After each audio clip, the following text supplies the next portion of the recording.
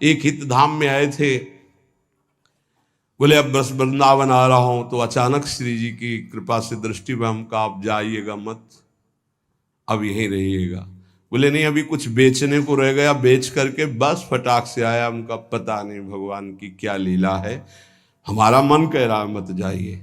बोल नहीं महाराज, अभी जब कई महीना नहीं आए तो परिचय के जो आते थे पूछा, तो उन्होंने बताया उनका एक्सीडेंट हो गया, कई जगह से उनके अंग टूट चुके हैं। वैसे फिर जब आए थे तो एम्बुलेंस में आए थे कई महीने बाद, तो रो रहे थे। हमका भगवान प्रारब्ध टालना चाहते थे पर प्रारब्ध प्रबल हो गया, आप आज्ञा पर महत्व नहीं दिए और वो ऐसी परिस्थिति अब कभी नहीं आ सकते। बड़े स्वस्थ और चलते फिरते, सूचना मिली कैंसर, 2 महीने में हालत खराब, पर वो तो समर्पित थे, तो यहाँ वेदांत हॉस्पिटल में आके धाम बेसरी, कुछ भरोसा नहीं इसका, जो बहुत अकड़ के चल रहे हैं और लंबा समय इतना कमा के रख दें कि 7 पीढ़ियां तक खाती चली जाएं। बड़ा व्यवस्था के ऊपर व्यवस्था, ये नहीं सोच रहे यहां से जाने की तैयारी हम क्या कर रहे हैं। नारायण स्वामी जी कहते हैं, गोस्वामी तुलसीदास जी महाराज के दोहे हम अपने जीवन में सामने रखा है, आप भी सुन लीजिए। सत्य वचन आधीनता परतीय मातु समान, इतने में हरि ना मिले तो तुलसीदास जवान। मैं इस बात की गारंटी लेता हूं कि यदि आप वाणी से सत्य बोलेंगे और भगवान की अधीनता और पराई माता बहनों के मात्र दृष्टि से, तो तुम्हें भगवान मिल जाएंगे पक्का। इतने में ना मिले तो इसकी जमानत मैं लेता हूं, गारंटी मैं लेता हूं, निश्चित भगवान मिलेंगे। मैंने बहुत इस दोहे को सामने रखा है, सत्य वचन और भगवान की आधीनता और परती मातु समान, इतने में हरि ना मिले तो तुलसीदास जमान। आधीनता का साधन एकमात्र भगवान का दृढ़ भरोसा।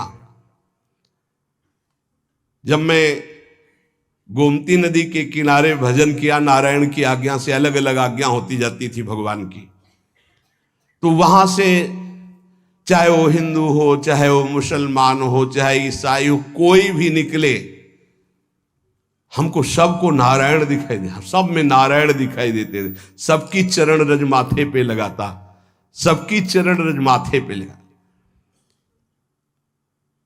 अगर कोई इस साधन को कर ले तो बहुत जल्दी देहाभिमान गलित हो जाए। पूज्य राधा बाबा जी ने भी वर्णन किया कि मुझे और किसी से द्वेष नहीं था, अंग्रेजों से द्वेष था, क्योंकि इन्होंने जब हमारे देश पर अधिकार किया तो बहुत अत्याचार किया। उसमें पूज्य बाबा भी देश स्वतंत्रता के उसमें जेल में गए थे, तो उन्होंने देखा था कैसे भारतवासियों के साथ बर्ताव होता है। बूटों में कीलें गड़ी हुई थी, बाबा के जीवन चरित्र में पढ़ा, तो जो उनके सामने सर न झुकाता, गिरा के छाती की पसुरियों पर ऐसे कूदते और बड़ी बुरी दशा से उसको मारते थे।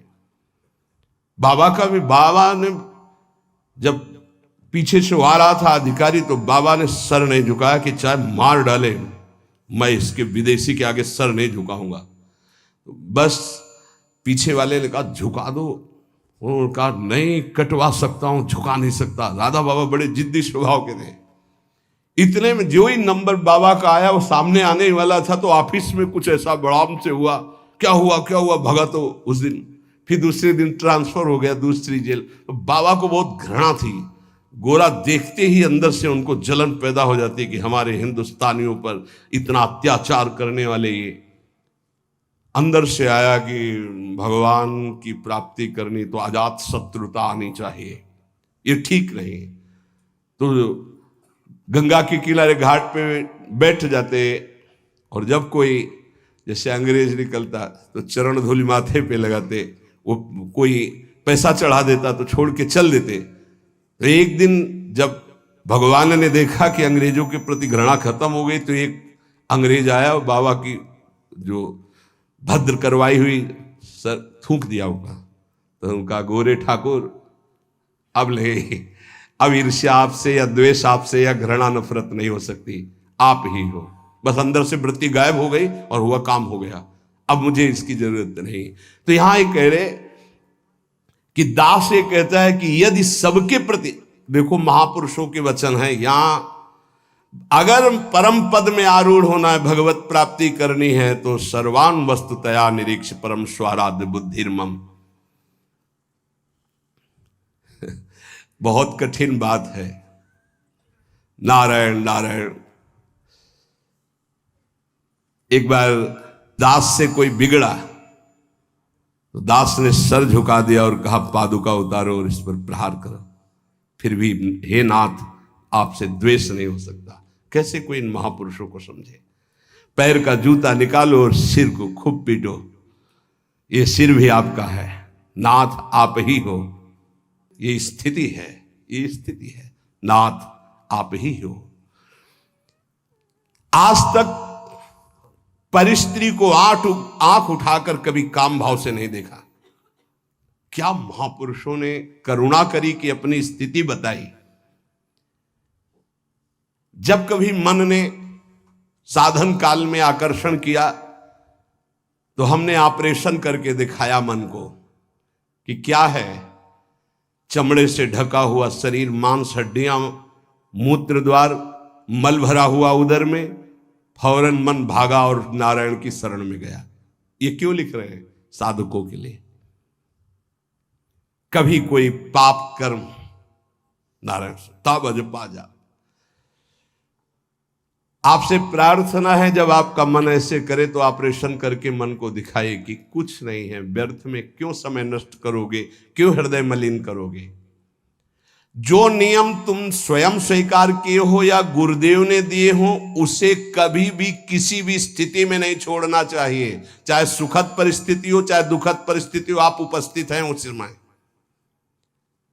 चाहे वो भजन का हो, चाहे वो सेवा का हो, चाहे वो व्यवहार का हो, आप ध्यान दीजिए, आपको परमार्थिक बहुत लाभ होगा यदि आप ऐसा करेंगे।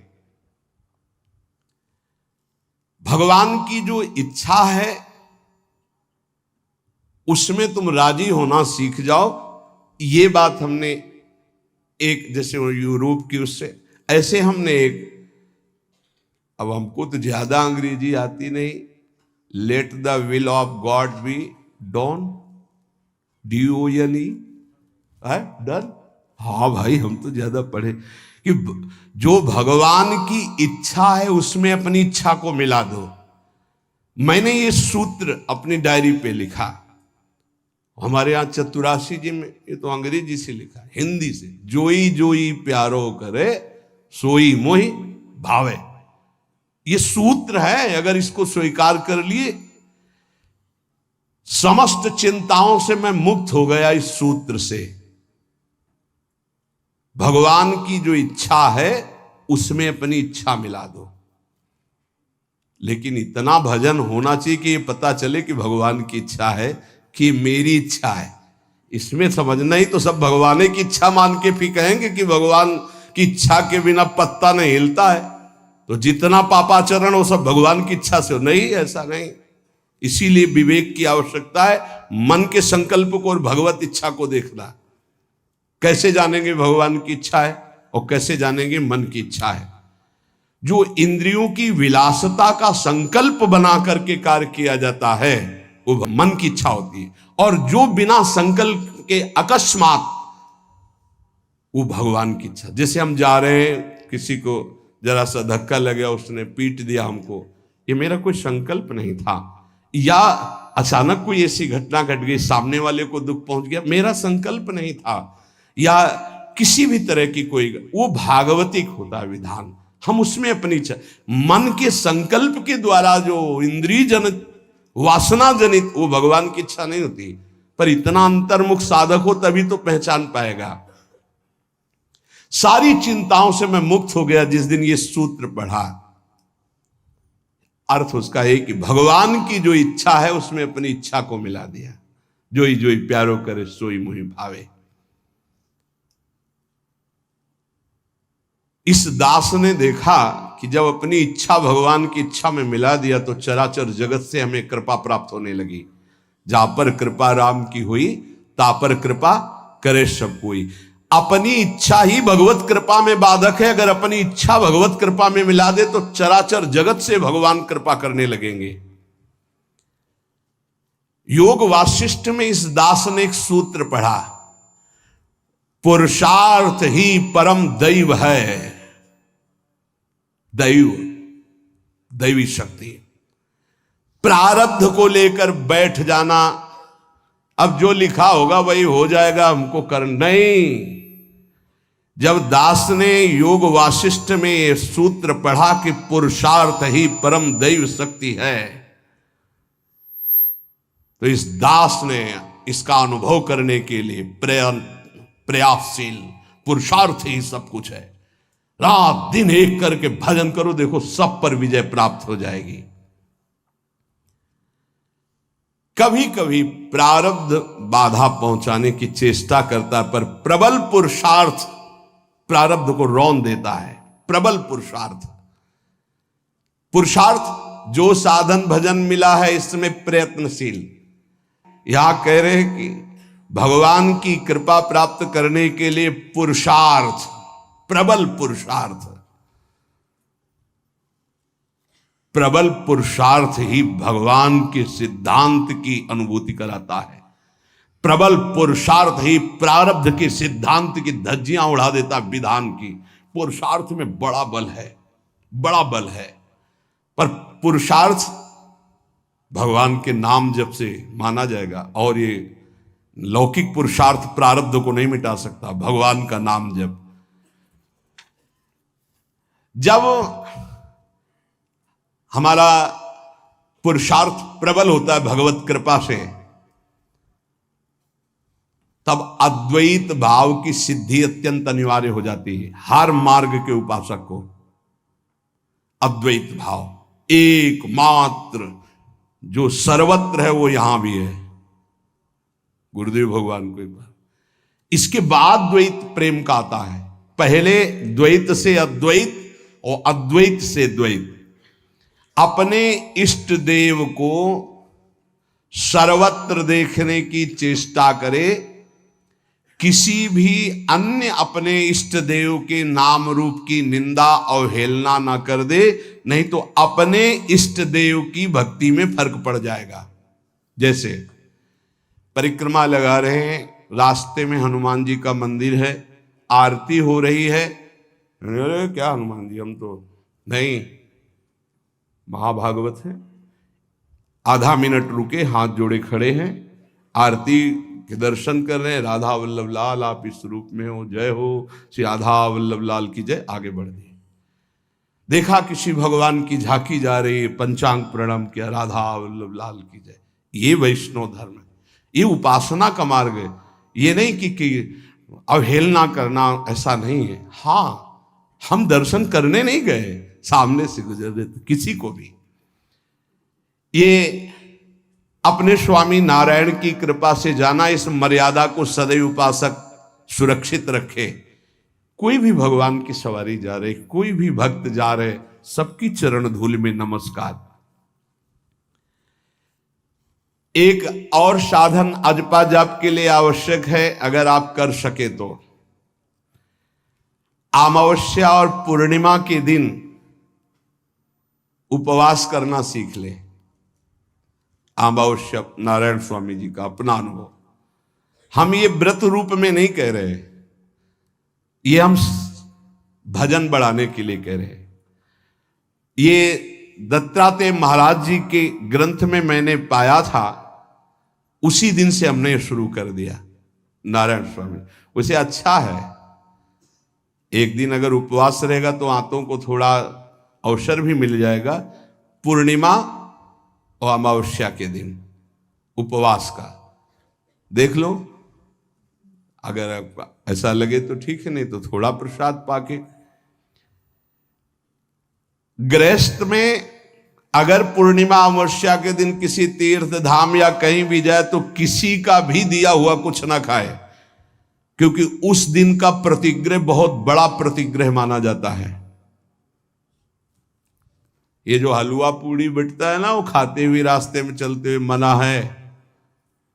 अगर वास्तविक पुण्य कमाने तीर्थ यात्रा या धर्म क्षेत्रों में जाते हैं, गृहस्थी में, दास को ये जब दत्तात्रेय जी की वाणी से पता चला तो जीवन भर के लिए नियम ले लिया कि पूर्णिमा और अमावस्या को भोजन ही नहीं करना। तो मुझे ये लगता है कि उपासक को भजन के लिए अनिवार्य है ऐसा करना। त्याग और संतोष ये साधु का तो धन होता है, साधक का तो धन होता है।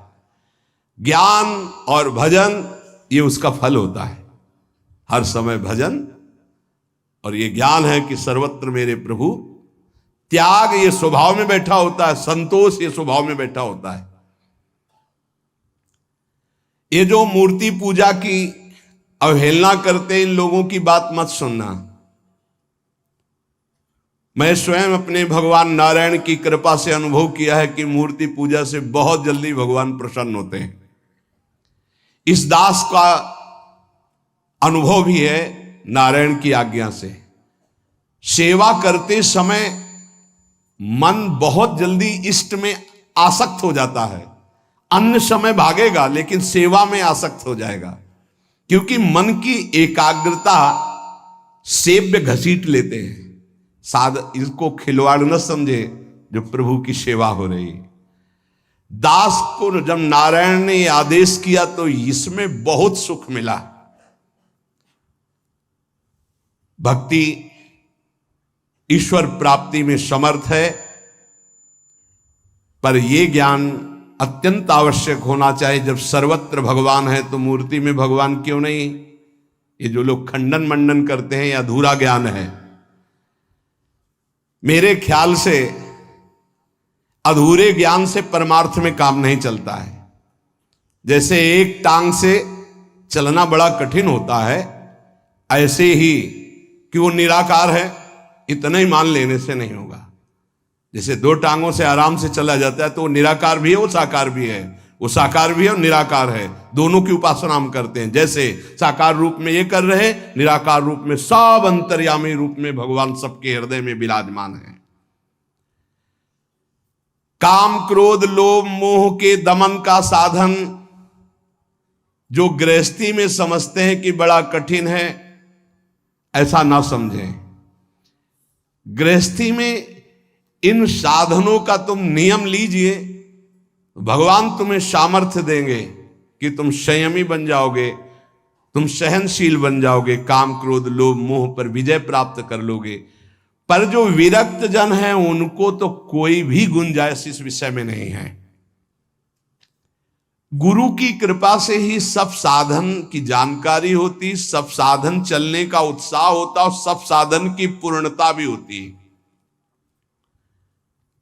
सदा अंतर में गुरुदेव भगवान बैठ करके साधन की प्रेरणा करते हैं, कराते हैं और सफलता प्राप्त कराते हैं। इसीलिए कहा कि व्यक्ति कभी गुरु नहीं हो सकता और गुरु कभी व्यक्ति नहीं हो सकता। वैसे मेरा हृदय तो बहुत कठोर है, नारायण स्वामी जी कहते हैं, पर पता नहीं कैसे रिझाए माखन चोर की आकर के मेरे हृदय को माखन बना दिया। भगवत कृपा से, गुरुदेव नारायण की कृपा से दयालु श्री कृष्ण के चरणारविंद में चित्तवृत्ति अर्पित हो चुकी है। ये आखिरी उतार